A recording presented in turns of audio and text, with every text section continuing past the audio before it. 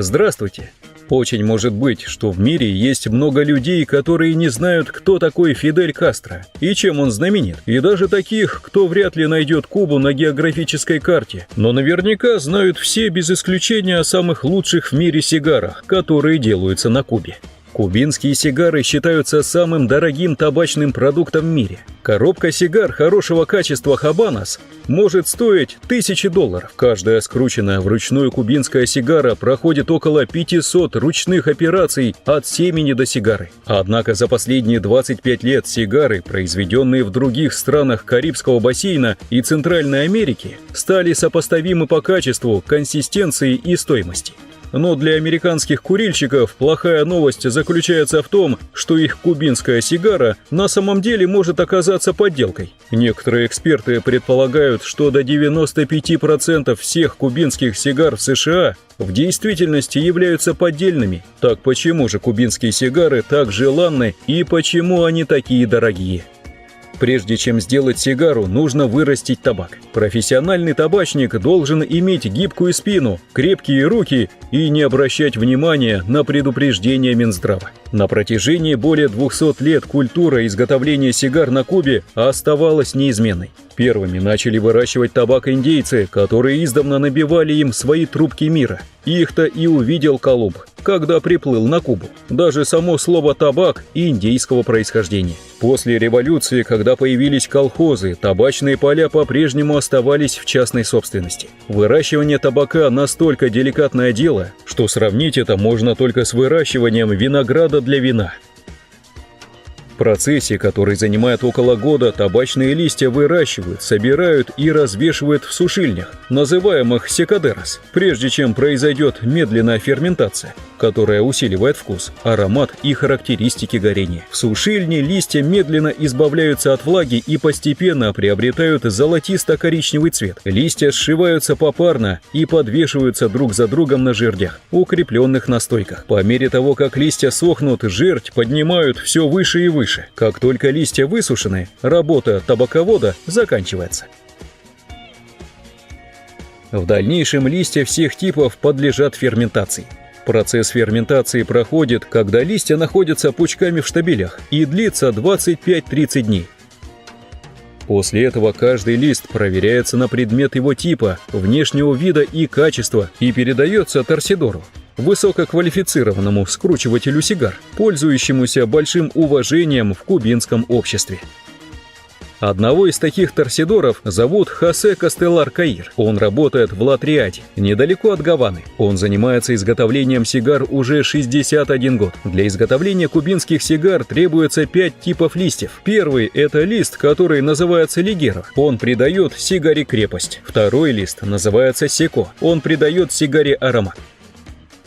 Третий лист называется воладо, отвечает за горение внутри сигары. Следующий лист – капоте. Это связующий лист, в который заворачивают начинку, чтобы придать ей форму сигары. А последний лист – это обертка, капа. Очень тонкий и эластичный лист, образующий наружный слой сигары, покров. Он мало что дает для вкуса хабана, но является кульминацией ее совершенства. Он украшает сигару, придает ей знакомый образ. Центр производства кубинских сигар находится в Пинар-дель-Рио, самой западной провинции острова, где выращивается 70% сигарного табака премиум-класса, используемого государственными сигарными компаниями. Кубинские производители табака утверждают, что фундаментальное влияние на качество оказывает теруар региона, уникальные факторы окружающей среды, влияющие на урожай. На то, что кубинские сигары считаются лучшими в мире и являются уникальными, влияют 4 фактора. Прежде всего, это почва, на которой выращивается табак, а также климат региона, где он растет, использование ручного труда на плантации, разнообразие и качество используемого черного табака. Было немало попыток выращивать кубинские сорта табака в других местах с похожим климатом, но достигнуть настоящего качества табака так и не удалось. Тем не менее, некоторые знатоки сигар утверждают, что сигары из таких стран, как Никарагуа и Доминиканская республика, которые индустрия называет сигарами нового света, стали желанными и надежными на современном рынке. Качество сигар из этих стран заметно улучшилось. У них превосходная конструкция сигар и отличное смешивание табака. Сегодня сигары бренда New World имеют более высокое качество по сравнению с сигарами Havana, потому что они подвергаются улучшенной процедуре контроля качества. Кубинские сигары сильно отстали в вопросах контроля качества. Например, в средней коробке из 25 кубинских сигар нет ничего необычного в том, что среди них могут оказаться 3 конструктивно неприемлемых с точки зрения качества, в то время как в средней коробке из 25 сигар New World все сигары будут абсолютно идеальными. Несмотря на недостатки в контроле качества, некоторые эксперты по винтажным сигарам Habanos по-прежнему предпочитают кубинские сигары. Они просто обожают сигары Havana, хотя очень ценят и сигары New World. Им приятно смешивать эти два разных сорта сигар. И хотя для некоторых людей кубинские сигары являются самыми лучшими, около 40% курильщиков предпочитают сигары New World. Так что в этом вопросе играют роль просто личные предпочтения.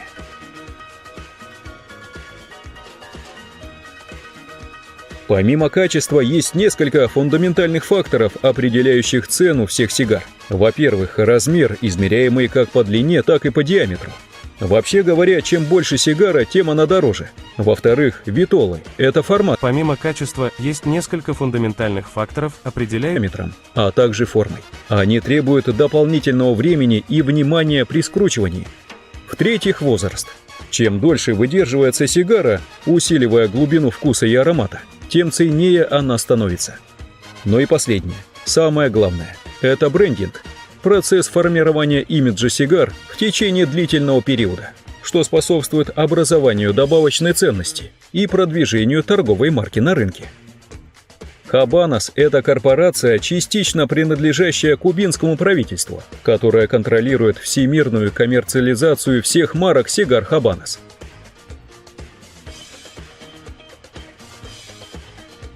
Все сигары Habanos производятся на Кубе, но не каждая кубинская сигара считается Habano.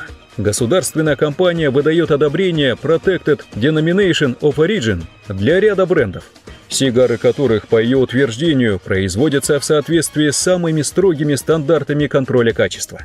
Для защиты от подделок Habanos экспортирует продукцию только избранным компаниям в каждой стране.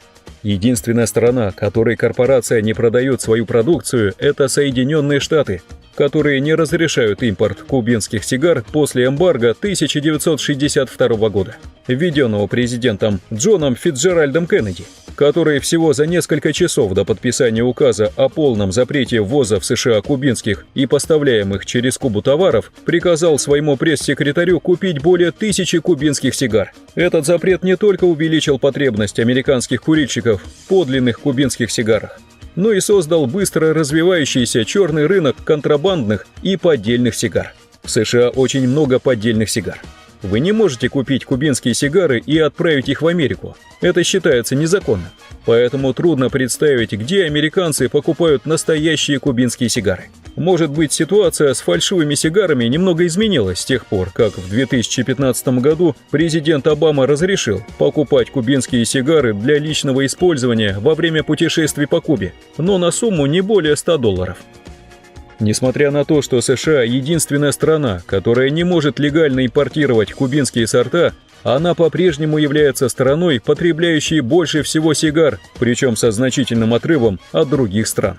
За последние 20 лет сигарная индустрия во всем мире значительно выросла, и эксперты ранее предсказывали, что к 2025 году рынок сигар достигнет $21 миллиарда. Но торговцы сигарами уже давно ставят под сомнение возможности снабжения Кубы, и этот вопрос стал еще более проблематичным в условиях глобальной пандемии. Трудно сказать, сможет ли Куба продолжать поставлять столько сигар, сколько нужно, чтобы удовлетворить спрос потребителей. Это зависит от проблем сельского хозяйства и проблем с доставкой из-за коронавируса. Будет ли это в конечном счете влиять на рынок за счет повышения или снижения цен, это еще предстоит выяснить. Как и в случае с любым потребительским материалом, вкус и полученное от этого удовольствие субъективны. Принимая во внимание то, что кубинские сигары уже более века считаются своеобразным символом определенного статуса в обществе, следует сказать, что привлекательность кубинских сигар в некоторой степени основана на престиже. И хотя некоторые хабанос продаются по высоким ценам, особенно там, где они запрещены законом, как в Соединенных Штатах, в последние годы все разновидности сигар премиум-класса стали продаваться по единой цене. Тем не менее, несмотря на растущий аппетит на сигары из других стран, часть знатоков продолжают настаивать на том, что самый настоящий дым исходит только от кубинских сигар. А теперь немного о том, как правильно курить кубинские сигары. На начальном этапе знакомства с сигарами общение с ними – это безусловно ритуал. Он включает в себя не только непосредственно курение, но и этапы подготовки к нему. Выбор самой сигары тоже является частью этого ритуала, где в отличие от тех же сигарет нельзя наугад вытащить одну сигару и тут же закурить ее. Как вы уже, наверное, заметили, практически все сигары имеют закрытую головку. А это значит, что перед курением сигару надо обрезать. Также перед курением стоит озадачиться вопросом, как и чем будет разжигаться сигара. Стоит отметить, что спички балабановской фабрики вряд ли смогут помочь в решении этого вопроса. Как не помогут парафиновые свечи и бензиновые зажигалки, какими бы красивыми они ни были. Неаккуратной обрезкой можно, если не убить сигару, то значительно осложнить себе жизнь во время курения такой сигары. Именно поэтому такой, казалось бы, простой процедуре уделяют столько внимания. Существует несколько способов обрезки сигары, а количество различных сигарных аксессуаров, созданных для облегчения этого действия, просто не поддается счету. Суть процесса обрезания сигары сводится к удалению запечатанной табачным листом части головки сигары. В случае прямых сигар головка будет закругленной. У фигурадос – стремящейся к конусу. Чем больше диаметр среза, тем больше дыма будет отдавать раскуренная сигара. Таким способом можно регулировать крепость сигары и насыщенность ее вкуса. Сделать срез можно классической гильотиной для сигар, имеющей два движущихся навстречу друг другу лезвия. Ножи гильотины должны быть хорошо заточены и изготовлены из хорошей стали. Дешевые подарочные гильотины делаются из мягкой стали, и часто они уже с первой сигары не режут табак, а рвут его. Чистота среза – очень важный момент. Если срез не будет выполнен аккуратно, сигара может начать разматываться во время курения, а фрагменты начинки, частички сигарного табака могут попадать в ротовую полость. Во многом чистота среза зависит от выбранного для этих целей инструмента и качества его исполнения. После обрезки сигары наступает самое время для продолжения ритуальной части – получения удовольствия от вдыхания запахов холодной сигары. Насладитесь ароматами сигары из открывшегося среза и почувствуйте их различия с ароматом покровного листа. Эта часть ритуала такая же неотъемлемая, как обрезка сигары, раскуривание и курение сигары. Если пропустить эту часть, то в конце курения может остаться легкая недосказанность. Для раскуривания сигар хорошо подходят газовые зажигалки с обычным или турбопламенем. Стоит отказаться от эффектных внешне, но совершенно непрактичных прикуриваний от восковой или парафиновой свечи, а также от раскуривания сигары от бензиновых зажигалок. Это испортит вкус сигары. Сигару курят неторопливо, не делая сильных, резких и глубоких затяжек. Чем прохладнее температура дыма, тем лучше и приятнее вкус, который мы ощущаем. Медленное курение позволяет вкусам и ароматам сигары развиваться плавно, без рывков и скачков. Спешить при курении некуда, и только медленная затяжка позволит в полной мере насладиться вкусом сигары. Не следует держать сигару во рту постоянно. Намокание кончика может привести к появлению горечи во вкусе сигары, да и выглядит это некрасиво.